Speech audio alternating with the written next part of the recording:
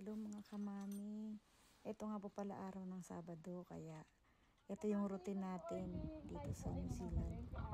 Kapag Sabado ng umaga, Palengke Day or Market Day. Ito na. Magdadrive po tayo mga kamami papunta ng Otara Market. Mga kamami, kasama ko nga po pala dito yung aking dalawang anak para kami mamalengke.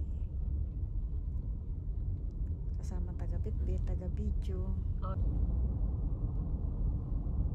At syempre, alerto rin ang aking bunso sa kalsada. Kasi soon, siya na po ang magdadrive para sa akin. Load po na kami kalsada mga kamami. Pagdating dito sa main road, ayan, dahil rush hour yan, traffic na. At dito nga po pala kami mamalengke sa Otara. Ang lamig. Pag Sabado. Ang lamig Oras pa na din. mga kamami, 6 to 12. Ayan, dito po ang palengke.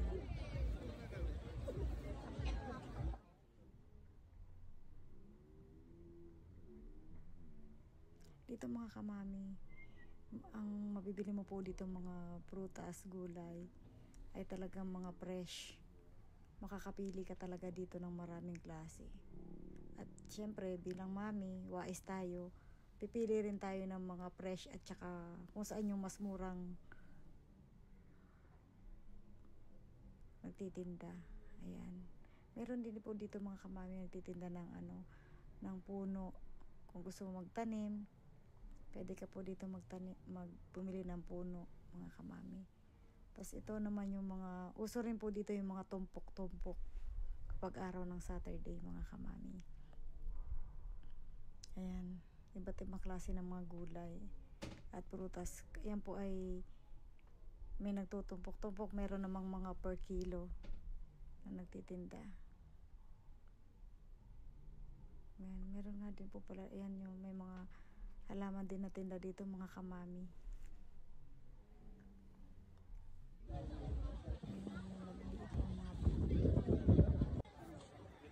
Meron din po dito mga kamami, mga kasaba or kamuting kahoy. Meron ditong grated, merong hindi pa. Pero mga frozen kasaba yan mga kamami.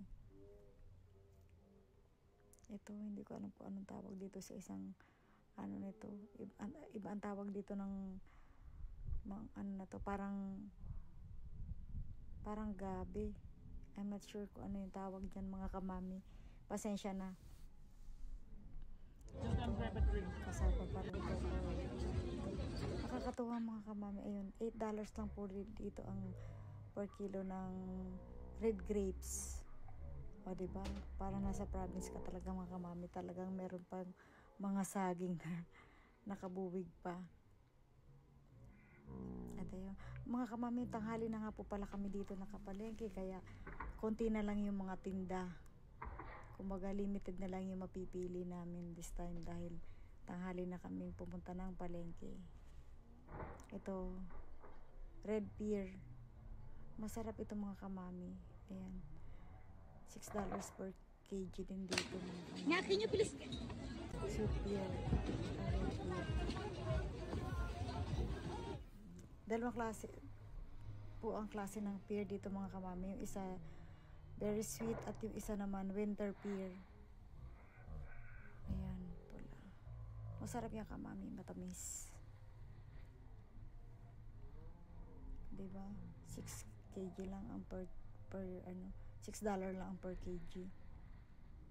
Ayan. Unti lang po pala mga binili natin mga kamami kasi marami pong choices ng fruits ang binibili, kaya kailangan within a week maubos din ang mga prutas natin dahil tuwing Sabado naman ang palengke namin mga kamami.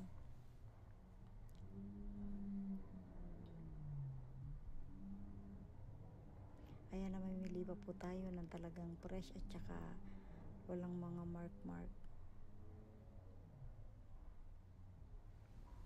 Kasi syempre minsan hawak-hawak nagkakaroon ng mga markings.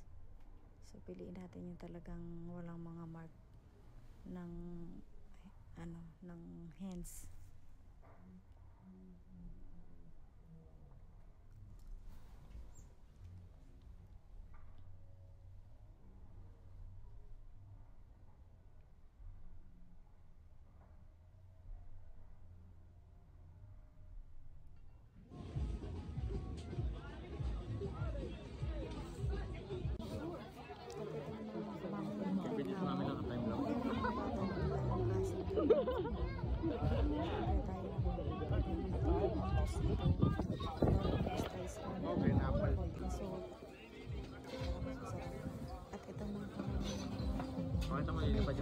fresh talaga. Talagang fresh talaga. Matitigas pa siya. Ito naman, beetroot, mga kamami. Isa lang ang binibili ko every week, mga kamami. Kasi sinasama ko yan sa juice. At ito naman, beans. Ayan. Sinasama ko po yung mga kamami sa sinigang or sa pansit. At kiwi, syempre isa sa favorite kasi maraming vitamins din ibibigay dito sa katawan. Ito po mga talong, eggplant, ito long beans, $25 nga po pala ang per kg.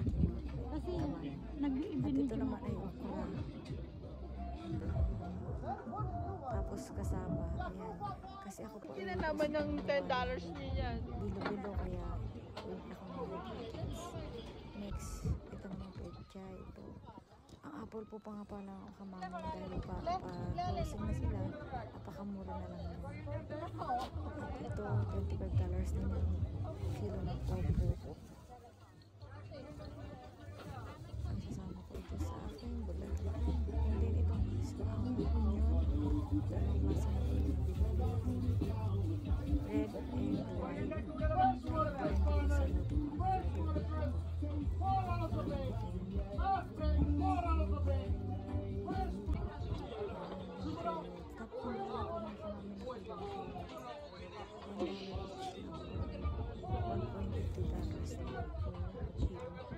Ayan, sarap mamili. Tapos itong lemon naman, $3. Siyempre, hindi mawawala yung lemon natin, mga kamami. Kasi iniinom natin yan sa umaga. May kasamang fruits. And grapes, ayan naman kamami. Green grapes, kasi $8 lang per kg.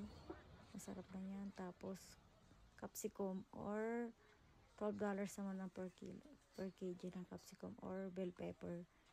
Nakasanayan natin tawag na bell pepper. At ito na nga po mga kamami. Ang itsura ko kapag pauwi na. Loaded ang mami. Tinidyo mo yung dala ko.